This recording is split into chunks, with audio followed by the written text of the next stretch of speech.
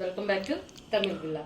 இன்றைக்கி நம்ம வீட்டில் டேஸ்டியாக கிறிஸ்பியாக ஒரு வடை செய்யலாம், மசாலா பருப்பு வடை. அது எப்படி செய்கிறேன்னு பார்க்கலாம் வாங்க.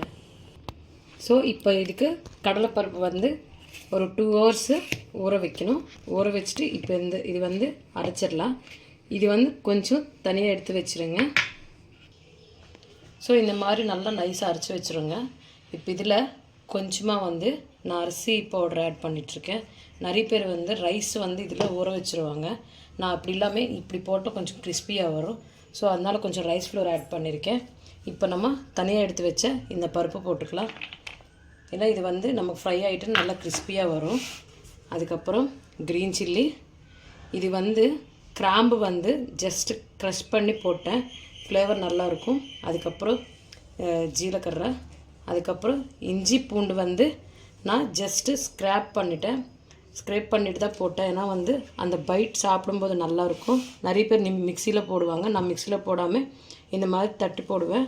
அதுக்கப்புறம் புதினா, கருவேப்பிலை கொஞ்சம், அதுக்கப்புறம் ஆனியனு, அதுக்கப்புறம் கொஞ்சமாக தேவையான உப்பு போட்டுக்கலாம்.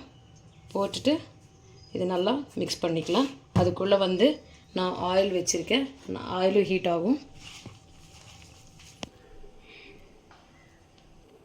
ஸோ ஆயில் ஹீட் ஆச்சு. இப்போ இது நம்ம குட்டி குட்டியாக வடை போட்டுக்கலாம்.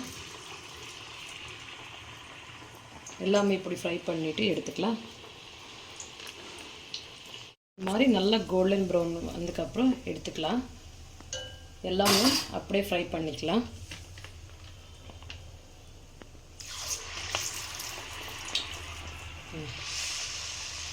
ஃபைனலி நம்ம கிறிஸ்பி அண்ட் டேஸ்டியான பருப்பு வடை, மசாலா பருப்பு வடை ரெடி ஆயிடுச்சு. நீங்களும் வீட்டில் ட்ரை பண்ணுங்கள். இந்த வீடியோ பிடிச்சிச்சின்னா, உங்களுக்கு இன்னும் நிறைய வீடியோஸ் வேணும்னா இந்த சேனலை சப்ஸ்கிரைப் பண்ணுங்கள்.